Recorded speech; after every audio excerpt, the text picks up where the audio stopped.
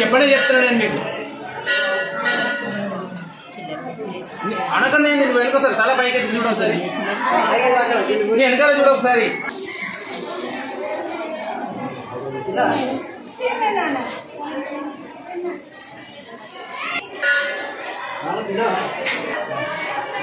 అంటే అసలే తినారా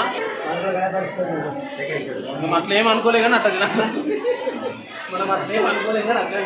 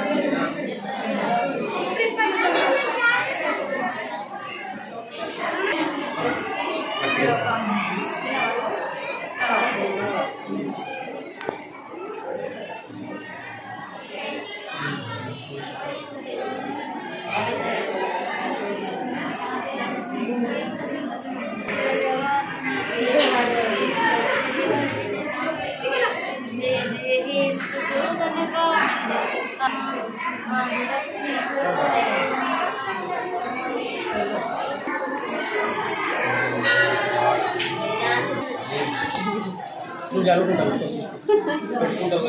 మరి ఎందుకు జరుగుతుంది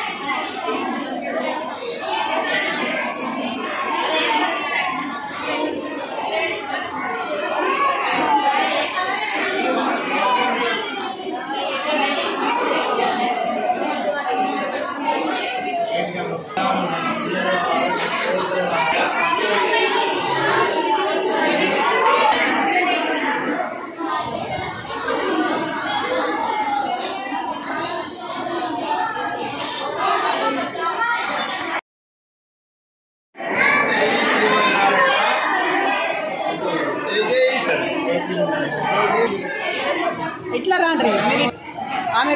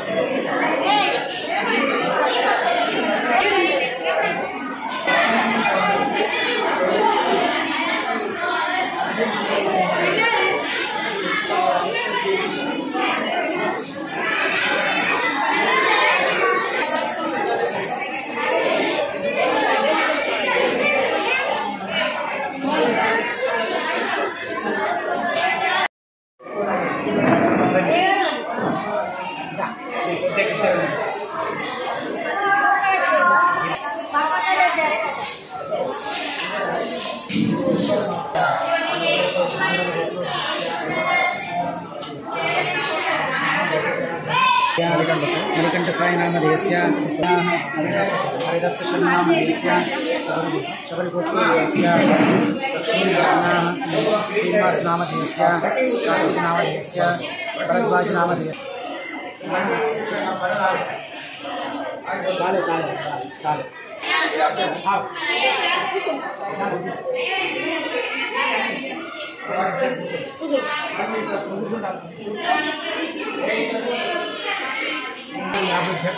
लक्ष्मीनारायण स्वामी कृपाकटाक्षसिद्धिरस्तु गोविंदाय नमः विष्णवे नमः मधुसूदनाय नमः प्रियकान्ताय कल्याणनिधे श्रीवेंकटरमणाय श्रीनिवासाय मंगलम्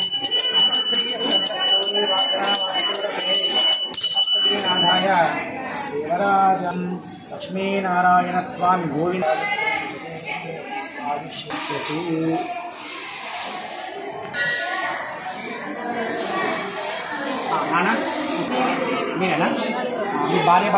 శ్రీమన్నారాయణ జై జై శ్రీమన్నారాయణ. ప్రియ భగవద్బంధులకు మన కోటపట్టణంలోని ఆదర్శం కాలనీలో వేయించేసినటువంటి అష్టలక్ష్మి సమేత లక్ష్మీనారాయణ స్వామి ఆలయంలో శ్రావణ మాసాన్ని పురస్కరించుకొని ఈరోజు అమ్మవారికి వరలక్ష్మి వ్రతాలను మన ఆలయంలో నిర్వహించడం జరిగింది. ఉదయం 6:30 గంటల నుండి పూజా కార్యక్రమాలు ముగించుకొని తీర్థప్రసాదాలతో ప్రారంభమై వరలక్ష్మి వ్రతాలకు మన కోట్ల పట్టణంలో కాకుండా వివిధ ప్రాంతాల నుంచి విచ్చేసి వరలక్ష్మి వ్రతాలను చేసుకొని అమ్మవారిని దర్శించుకొని తీర్థప్రసాదాలు స్వీకరించడం జరిగింది. భక్తులంతా కూడా మన ఆలయానికి చుట్టుపక్కల ప్రాంతాలే కాకుండా కరీంనగర్, ఇటు నిజామాబాదు, ఆదిలాబాదు, తర్వాత హైదరాబాద్ నుండి కూడా మన ఆలయానికి వచ్చేసి స్వామివారి యొక్క అనుగ్రహానికి, అమ్మవారి యొక్క అనుగ్రహానికి పాత్రలు అవుతున్నారు. కావున వచ్చేటువంటి శుక్రవారము అమ్మవారికి ఒడిబియ్య కార్యక్రమం ఉంటుంది. ఈ ఒడిబియ్య కార్యక్రమంలో అందరూ కూడా ఒడిబియ్యాలు సమర్పించి అమ్మవారి కృపకు పాత్రలు కాగలరని మనవి చేస్తున్నాం. అలాగే రేపు హయగ్రీవ జయంతి, రాఖీ పౌర్ణమి సందర్భంగా హయగ్రీవ జయంతిని మన ఆలయంలో జరుపుకుంటాం. ఎక్కడ కూడా ఈ హయగ్రీవ జయంతి ఏ ఆలయంలో కూడా చేయలేదు ఇప్పటి వరకు. మన ఆలయంలోనే 17 సంవత్సరాల నుంచి హయగ్రీవ స్వామి జయంతిని మనం జరుపుకుంటున్నాం.